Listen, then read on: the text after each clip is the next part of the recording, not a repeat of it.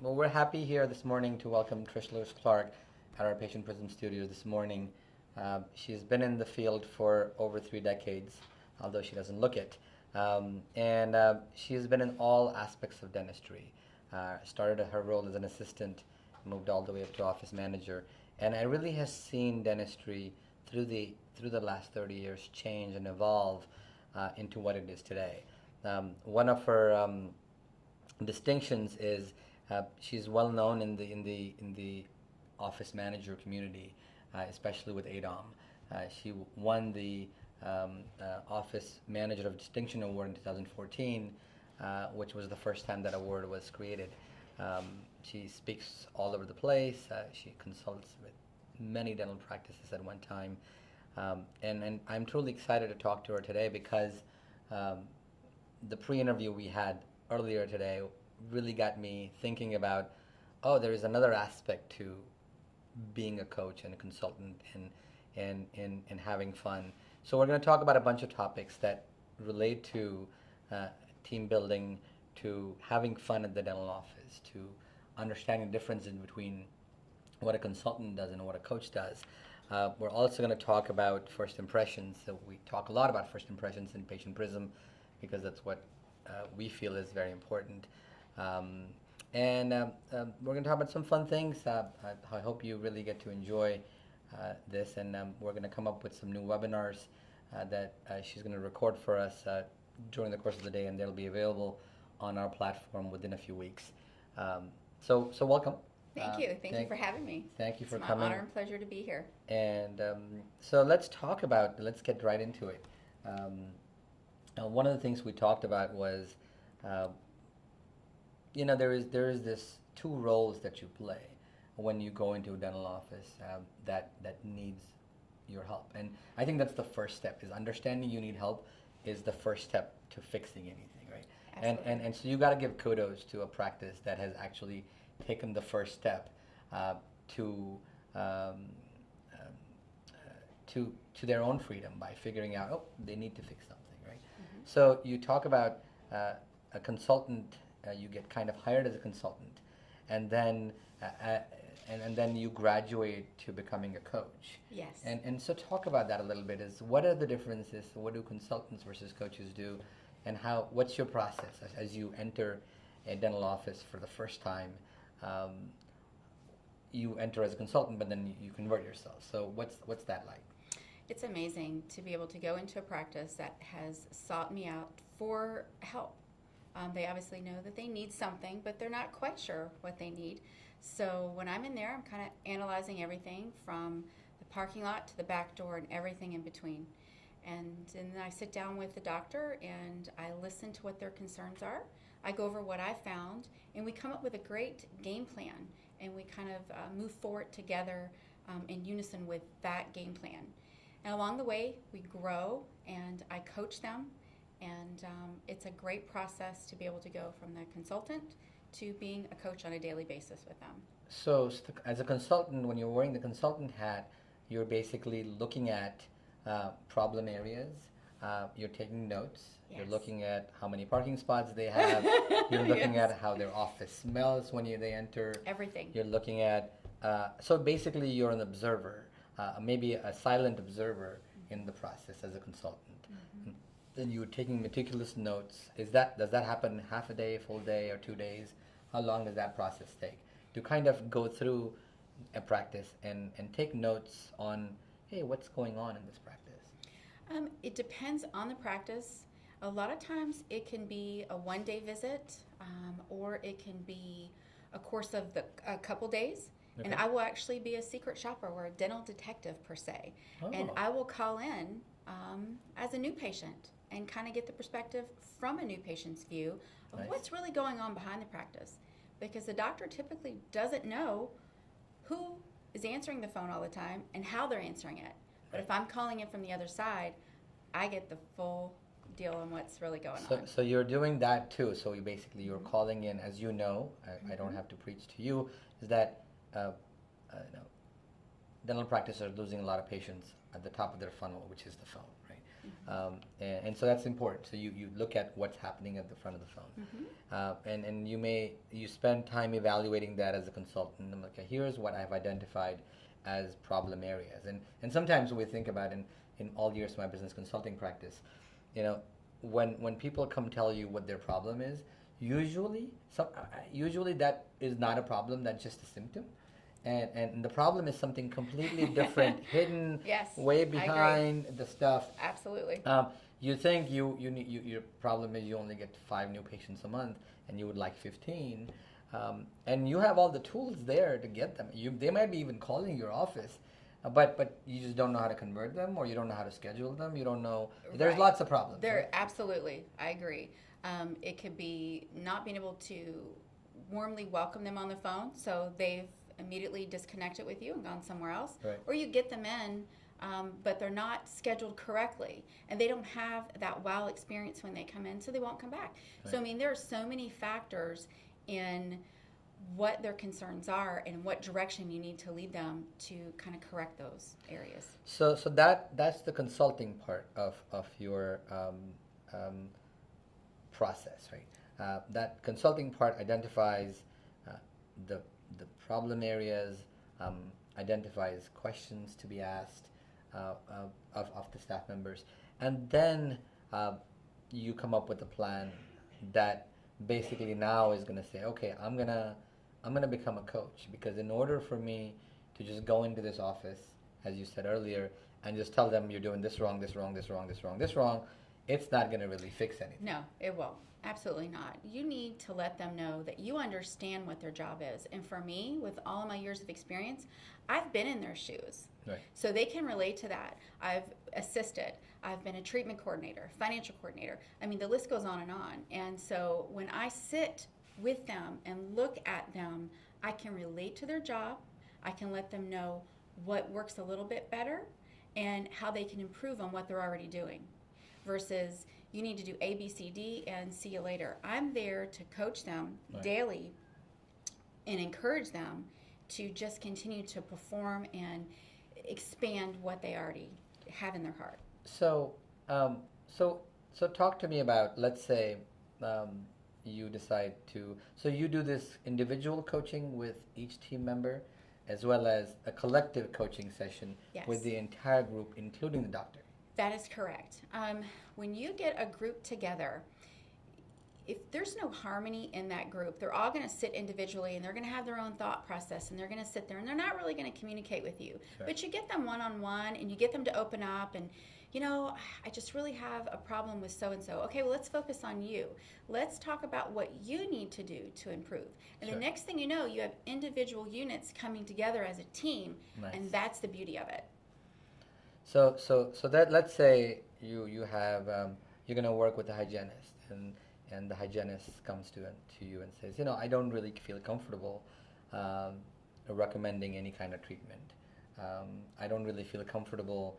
I just want to do my job and do it to the best of my ability, but I don't feel comfortable with establishing communication. I don't want to talk about treatment. Obviously, there's a lot of laws about talking about treatment, but I don't want to be the facilitator of patients accepting treatment. I just want to do my thing, and I'm not here to do anything more than what I have. What if they say that to you, and then they're kind of in their own little microcosm? So what do you do?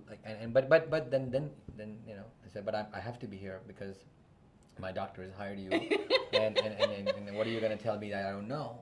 So Oh, how do you? gosh. So what's that situation like? Okay, so we want to break down that barrier, because right now that hygienist is in her bubble and that's all she wants to do. Pop that bubble and realize you are part of that patient's day. Without you educating them on what they need and handing that patient off correctly to the doctor, that patient is trusting you. Right. And therefore, you just need to learn how to communicate with the patient and then communicate with the doctor and hand off. And I'll sit there and role play, and we'll go back and forth. Maybe I'm sitting there as the hygienist and I'm presenting it to her so she can hear it from physically sitting in that chair as a patient, and I'm the Nice. hygienist, and then I'll switch. And Very then nice. it's that aha moment, and they're like, I didn't realize it could just flow so much easier. Thanks, Trish. So That's amazing to see that switch and see that change. And the hygienist, like, it's in their head, it's harder than what it really is in reality. But if someone doesn't practice it with them, they don't get it. And once they get it, it's amazing. You make such an important point. I read a lot of books on education. I have two kids, so 12 and 7, and I constantly think about how children learn, and I read a lot about that. And some of the greatest studies that I've done in schools over the last 20 years, 30 years, in British education systems and American education systems is the importance of role play. Right? Kids learn a lot.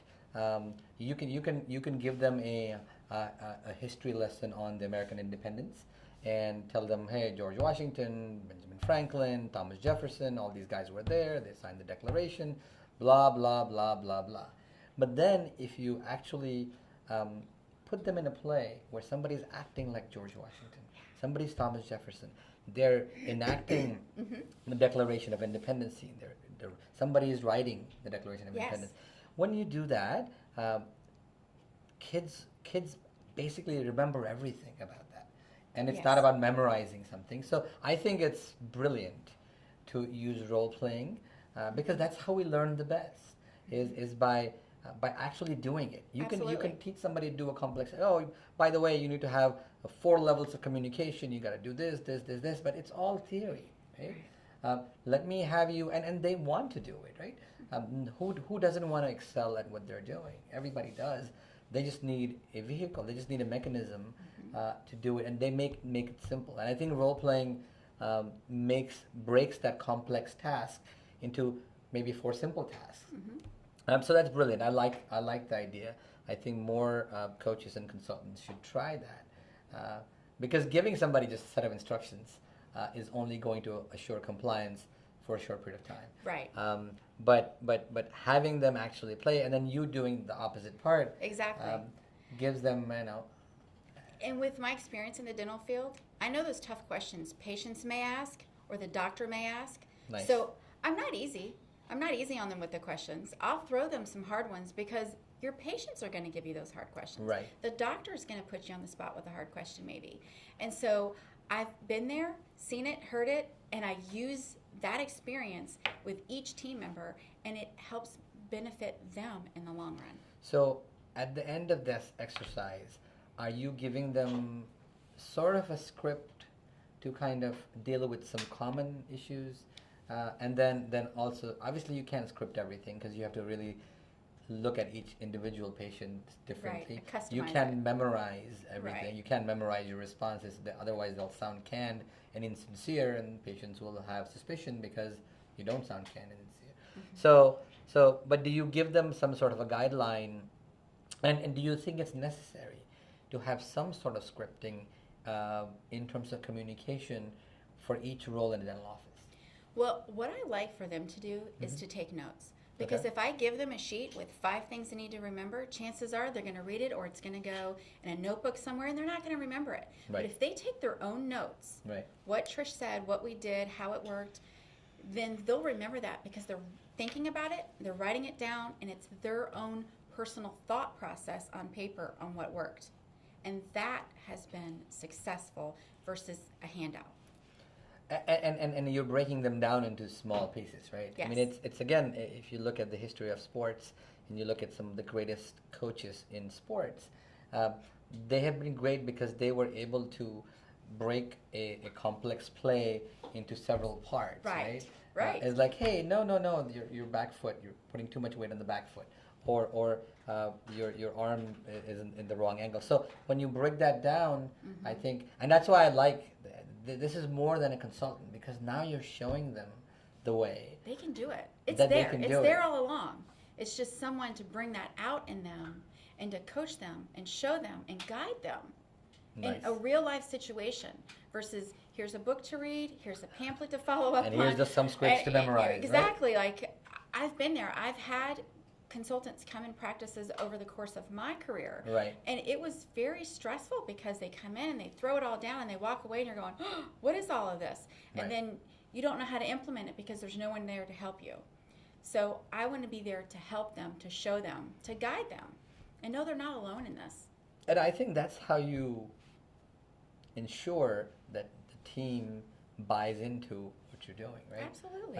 If all you do, I mean, here's the thing, right? I've always gone out of the days where you take all your staff to a big meeting, right? And have them listen to all these speakers over 2-3 days, and you take lots of notes. You bring those notes back to your office, and then do you look at them again? No, right? Where's the accountability? I mean, it's obviously not only expensive to take the entire staff there. Gone are those days. I think what matters today is understanding that you have problems. And one of our goals at Constant Coach, me and Patient Prism is create an awareness of what questions you may need to ask someone when identifying what problems are in your practice. And then seeking out coaches like you, right? That will hold your hand, that will role play with you, that will act like a genuine coach who shows you the way by doing it themselves, by making you role play the action. And when that's inculcated in you, you're more inclined to see the benefits of it. Because at the end of the day, coaches empower people to be the best that they can be. Absolutely. And consultants are there, and it's a slight distinction. It's a 2 millimeter difference, right? It's what are you? And I think words matter, and what we say matters. Right? Absolutely. And all of a sudden, as soon as I think of them, I've been thinking about this myself, is that if I call myself a coach, I'm much more vested in the process than if I'm a consultant. The consultant, it's an engagement. Coaching is more of what it's a passion. It's mission critical that you have to succeed, because a coach succeeds when their students succeed. Absolutely. And that's how you measure success. Absolutely. So it's fascinating. I love that you distinguish between those two factors. Thank you. Between a coach and a consultant. And I think that is the real way to learn today, is by role playing, by coaching, and by empowering these guys. One of the things we talked about is introducing fun, and you talk about it, introducing fun in the workplace, because any office in America, right? You walk into an office, everybody's serious. And obviously it's a serious, everybody has to do their job, and it doesn't mean people need to have pom-poms and balloons everywhere. That's different. I don't know. But a dental office is a busy office, and it's a stressful job. No matter you may think of it or not, it's stressful. You are responsible. People are there. There's patients there. There's all sorts of things to do, many tasks to finish. The front is busy doing all sorts of stuff. The back's busy. The middle is busy. Doctors are busy. Everybody's busy. Yeah, managing the columns, managing the schedule, and in that process, I think I have seen over the course of my 20 years in dentistry I've seen that people forget some of the basic stuff, which is they're working together. You spend a lot of time with your coworkers, sometimes even more than your family, especially when you look at waking hours, right? So, number one, you said, I introduce fun in the practice. So how do you do that? And how do you ensure that they continue to have that? How that process begins? How does it start? Well, once you bring that unit together and they become a team, then you start to really kind of, for me, look at them individually. Where's the disconnect? And typically, there's no fun. Everybody's there. They punch a time clock. They go to lunch. They go home. But during the day, when you can have a little fun, whether it's in the office or outside of the office, it's going to make the day go by faster, and they're going to work harder, but they're going to work together. And it's amazing. I took a team paintballing, a team that really didn't want to even speak to each other other than just be coworkers. But after paintballing, they were apologizing. I'm sorry, I didn't mean to hit you with, this is so much fun. They went back to that practice. Nice. And they really worked hard to be a team. Because outside of the practice, they realized they're all really just human. Right. And so you bring that aspect into it, you're going to have fun. But how do you can't take them paintballing every week. No, you can't. So what do you do? So what do you do on a weekly basis, right? Could you take short breaks during the course of the week, during the course of the day, and can you have some fun? And what does that look like? Have you done anything that? Oh, that yes. It can be something as small as if you have headsets, you pick a fun word for the day in your team meeting in the morning. You know, just amazing. Maybe amazing's your word. Okay. And let's see how many times Beth and Sue use amazing today. I'm having an amazing day. You know, and it brings a smile to their face and it makes their day go by. Or someone's celebrating a birthday that week, let the patients know, hey, Beth is celebrating a birthday on Thursday and we're so excited. We're going to have a cake here for her. Come and join us for a slice. You know, just make it a happy place for not only your patients to want to come, but your team to want to be there. I think when you're having fun and when you're truly enjoying what you do, your customers, in this case your patients, do feel that, right? They absolutely feel that, oh, absolutely. Man, this is a great place to be and I want to be associated with them because this is fun. Dentistry already has a bad stigma about not being fun. Nobody wants to go to a dentist. Right. And here we are entering an environment which we have created where people are nice to each other, they're kind to each other, they're having fun, and somehow I want to be part of that tribe. Absolutely. When a patient walks in, they can feel if there's a disconnect between that team or if there's a connection. Okay. And when there's a connection, they do want to be a part of that tribe. It's fascinating. So anything. So you could really think about all sorts of things. They could be small, like celebrating somebody's birthday. Absolutely. Or you know, or using a word like amazing. I was just reading. I saw a TED talk. I forget the name of that person. A brilliant guy. He has succeeded in 5 different fields. And one of the things and he was giving a lecture in Boston at Harvard. And the head of the Harvard neuroscience department came up to him and said, you know, I forget this guy's name, but I'll think of it. So he says, do you know why you have succeeded in all the 5 different things? So he wrote a play, number 1. He wrote a book, number 1. He wrote, he was number 1 in 5 different, completely different realms of business and personal achievement. And he says the reason you are that because you say you want to be the best, and just that word, being the best, triggers a whole set of chemicals in your brain that translates into actions and motions and steps that we take to really increase the capacity for our brain. So in that video, they talk about how do you increase the capacity of your brain from 5 to 40%.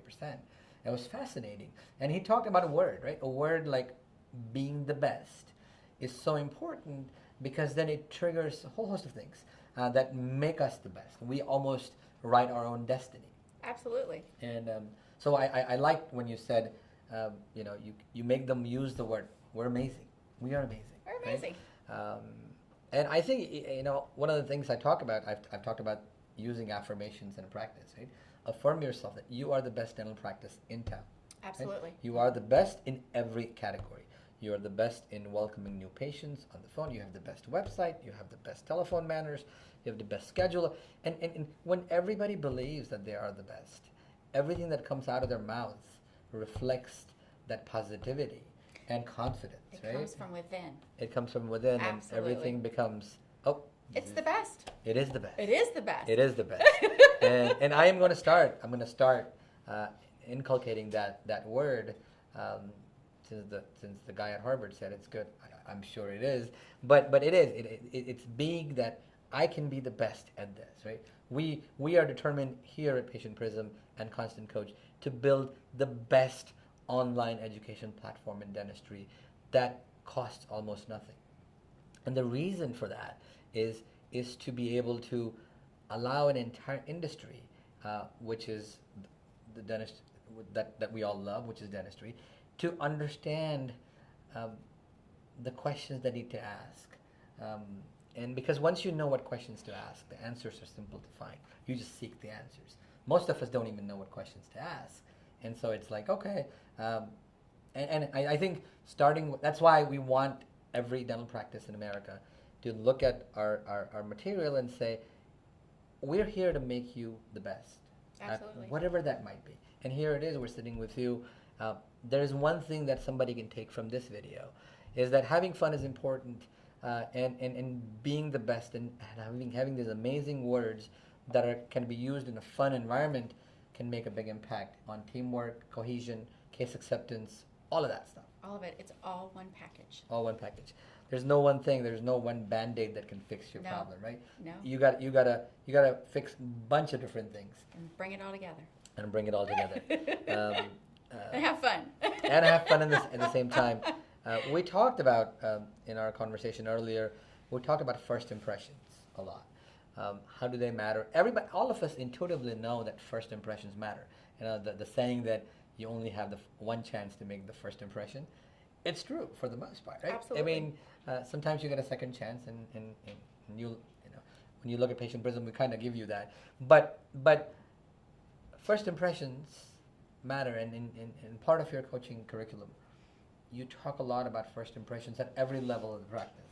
Yes. So what's that like, and how do you kind of communicate that to the team of why first impression matters throughout the entire journey of the patient, from looking at something that you're advertising all the way to leaving your office after a successful treatment? The first impression created by every team member. Why does it matter? How do you coach in that respect? Well, I need them to understand that it's extremely important when that patient calls. That's typically their first verbal impression.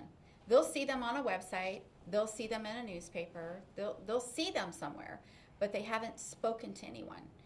When they get that first phone call, you have one chance to make that wow impression for them to want to come and physically see you. And when that happens, you've done a great job getting them there. Right. But you got to keep them there. That's right. So when they walk in that door, smile, greet them. It's a process, and it's steps. It's the phone. It's walking in. It's greeting them when you see them. It's the doctor greeting them when they come in the room. It's the hygienist letting them know they're going to be okay being taken care of today. It's a group effort to continue to make a first impression. And I just want to say, a first impression isn't just the first time you meet them. It's every time you meet them, as if it is the first impression all over again. Don't ever lose that, and don't forget that, because your patients won't. They'll leave there with the feeling of how you made them feel. Right. And if you make them feel it's their first time every time, it's such an incredible feeling. It's like, wow, I can't wait to go back and get my teeth cleaned in 6 months. Or, you know what? Schedule me tomorrow for that crown. I'd love to go ahead and get that done, because you felt good. It's all about how you make them feel is Right. how they're going to want to come back and share that experience with their friends and families. Another brilliant point here is making the first impressions over and over again. Absolutely. With the same patients who've been coming over, Yeah. because they want to feel that. Yes. Oh my God, this is fantastic. Yeah, like, come back. And a lot of in hospitality we see that quite a bit, where you keep going back to the same hotel. And why? Why? Because you like how you were treated. Exactly. Right? And people have their favorite brands of hotels. People have their favorite brand of even restaurants. Even if the restaurant doesn't have the best food, but if you had an amazing experience there. They remembered your name and they greeted you warmly, and they were like, "Oh, Trish, come, here's your favorite table." They remember those things about you. Absolutely. We can't lose that in dentistry, or we'll lose the patient. Absolutely. And it goes again in building trust, right? Yes. I sound like a broken record sometimes when I say, because I do all these videos, and I say, I keep on saying the same thing. We have to build trust. Right? Trust is the most important thing we can build with our patients. Yes. And then that leads on to building a relationship. When you're in a relationship with your patients, they are committed to you, you're committed to them, and they will return time and time again because they trust you and they're in a relationship with you. And you have to stay in that relationship with them. And the way you build and maintain a relationship with anybody, whether it's your patient, your spouse, or anybody else that you come across and touch with, is by giving a little more of yourself to them than what you're getting. So you really have to kind of put yourself in their shoes. What would I like to hear? Absolutely. How would I like to feel when I go here? And kind of, impress them. Almost the mentality should be, right? Yes. I want to impress this person by my compassion and my kindness and my spirit. And I really want to do that. So that's very exciting. We talked about leadership a lot in these courses, and again, part of the conversation is we want to earn their trust. Wonderful.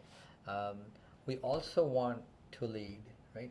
And leadership is an interesting word because most people conflate leadership with management, right?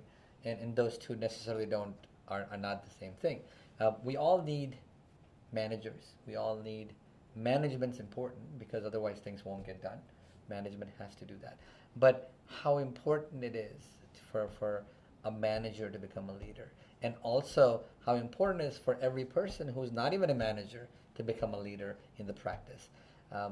So talk about that. I think we talked about how do you, and leadership really starts with lead. How do you lead lead a team? So that's the dentist at the helm. He's leading. But sometimes you can have the hygienist lead a certain aspect.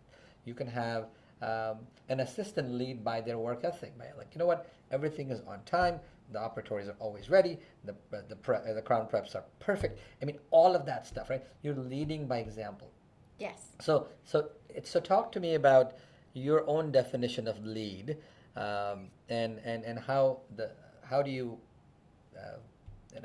I heard you say LEAD stands for a specific thing. Yes. In your vocabulary. So talk to me I'm about so excited to share that with you. Lead, LEAD, leave everything at the door. Everybody in the practice needs to lead. When you walk in that door, you're on. Right. You need to lead by example, and you need to leave it outside the door. Show each other that you're there for them, your patients, your doctor, and really lead. Right. Leave it at the door. I spoke to you about Disney. Do you think if Cinderella was having a bad day, she could bring it into the park because she spilled her coffee that morning? Right. Or Mickey Mouse had an attitude because he was stuck in traffic? Right. Or they closed It's a Small World because somebody got sick and they didn't have a plan in place. Right. Would that be okay with you or Disney? No, it wouldn't. Why? Because we know Disney for excellence. And we get the same excellent experience every time we go. No matter what. No matter what. No matter and what. if there was a hiccup, you wouldn't know it at Disney. Have you been to Disney? Yes, absolutely. Oh, okay, see how you got excited? Because we live close by, right? Absolutely. So it's exciting because you know what to expect. Why should we not have that in dentistry? We should. Absolutely. We should bring that excellence every day to the practice for the team, for the doctor, and for those patients. It's hard though, right? Life is hard.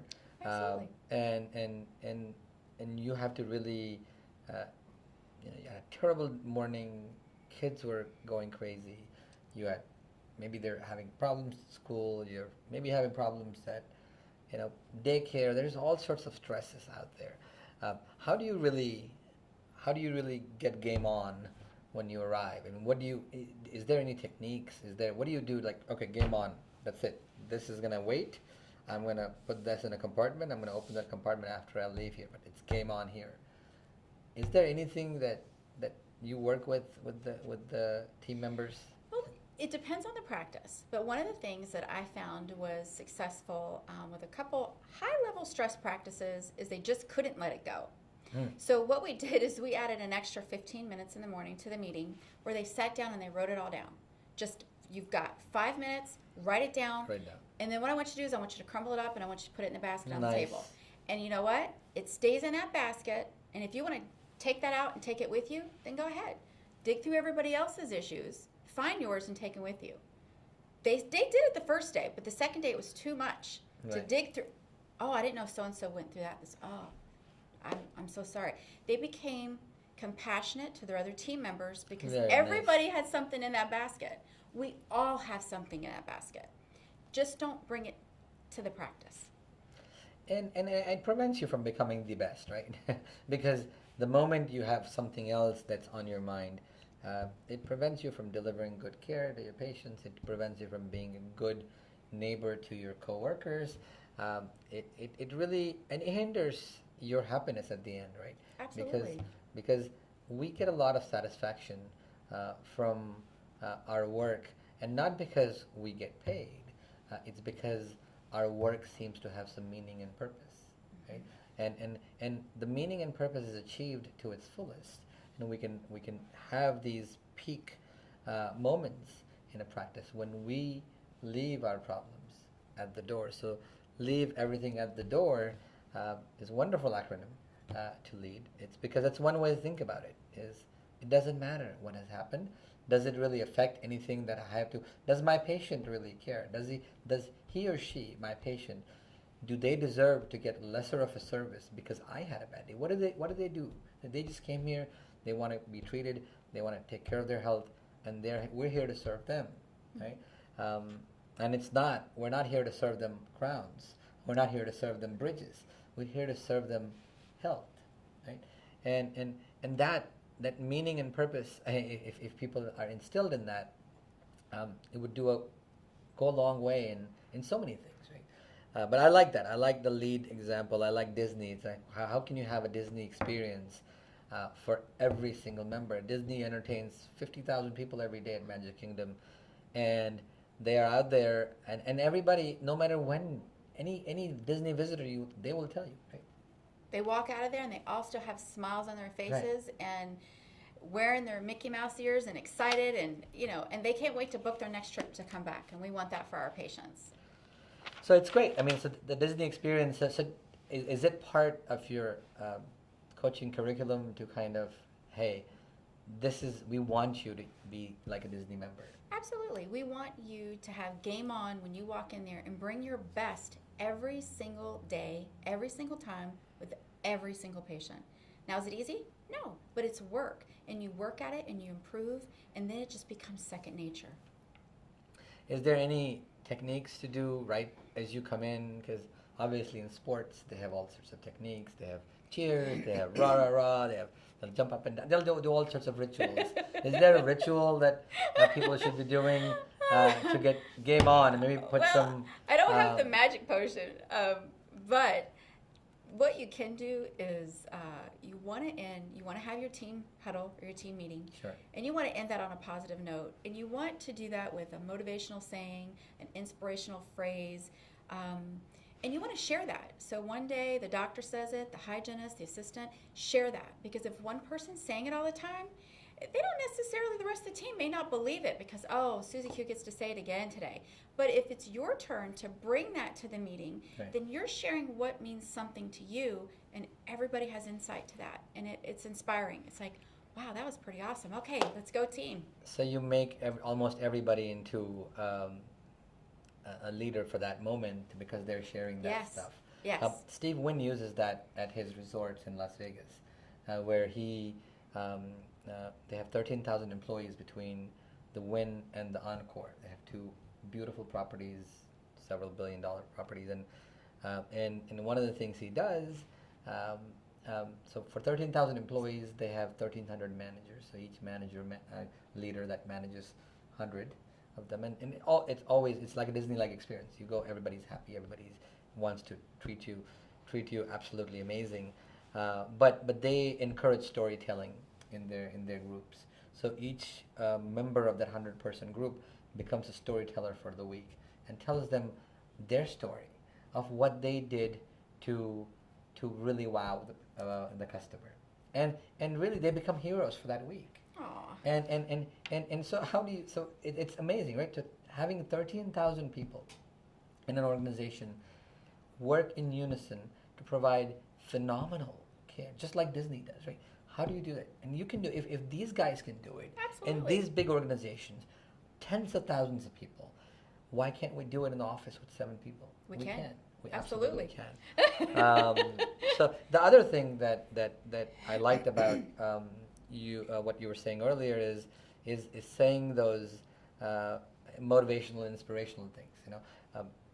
A lot of business psychology over the years. A lot of studies have been done where they've seen employee behavior improve only if they had a picture of a high performance athlete um, on the wall.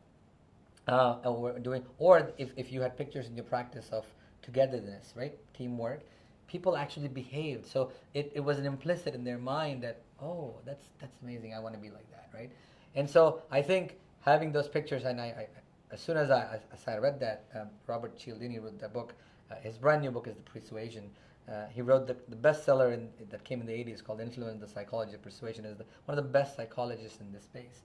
He talks about what do you do before you really say something to someone, and those and a picture that signifies motivation, that says, let's say you have one of the Olympic athletes winning that gold medal in that picture there, or anybody, or Yitzhak Perlman playing, conducting, or anybody, right? Anybody that is a superstar and that is going to influence great performance. Mm-hmm. So I think the idea of having something motivational is great because people want to emulate greatness. Absolutely. So the last thing I want to talk to you about in this video is a funny 3 words that you talked about, was this Snap Crackle Pop, SCP. Snap Crackle Pop. What is Snap Crackle Pop? It's a hard thing to say, Snap Crackle Pop. I don't think I could say it many times, but what is Snap Crackle Pop? Well, in a practice, you have Snap Crackle Pop. You just don't realize it. And so one of the things I like to do is look for the signs. Snap is when you've walked into a practice, even an office, and you feel tension. You just can't figure it out. There's tension there. People are snapping at each other. Something's building, right? So you felt it, you see it, you can relate it. I can see you relating right now. The next thing you know, the crackle. People are starting the ugly gossip, spreading the poison. It's not good. It's now gone to that next level. Well, then you feel like there's a volcano about ready to explode, and someone usually pops. No one saw it coming. They didn't understand it, and they just blew up. So what I like to do is show practices ways to avoid the snap, crackle, pop, and eliminate it altogether in your practice. I mean, this would be the most valuable thing because it's extremely common. People are, and because people can't leave the stuff at the door, they're coming in, they are ready to snap. At the first instance, somebody comes in their way, right? Oh yeah. And then all sorts of politics starts. But I think, would be a fascinating tool. I hope you give our audience listeners, when you record some short videos for us on some how do you do Snap Crackle Pop. I think everybody would love to see that. So wonderful. This is very enlightening because this is a slightly different way than what we have learned over the course of our recordings, and I think every coach like you brings an incredible amount of their unique experiences to the mix. And you have some very unique experiences, and you use some very powerful techniques would either knowingly or unknowingly that are used in psychology to motivate behavior and leadership and teamwork and role playing that coaches have used successfully in sports and across all disciplines. So I'm excited for you to have come here and help our community, our entitled community, understand what it means to have fun in dentistry, what it means to lead in dentistry, what it means to provide a Disney-like experience in dentistry, do the Snap, Crackle, Pop in dentistry. All these things, I think, and have them understand that at the end of the day, all of us, and I have talked about this before, all of us need coaches in life, no matter who you are. Bill Gates has a coach. Warren Buffett has a coach. Everybody that you think has made to the top of their success. Tom Brady still goes to the California for his coach that coaches high school, middle school football, and he still goes back for a tune-up, right? 4 times a year, Tom Brady still goes back for a tune-up on how to be a better quarterback. So if Tom Brady still needs a tune-up. We all need it. We all need it. Because Absolutely. there ain't no better right now, at least in the quarterback world. So that's I think it's a good point. We should end that. And really, I appreciate you coming. I'm looking forward to your webinars and videos coming out. So thank you. Thank you. It's an honor and a pleasure. Thank you.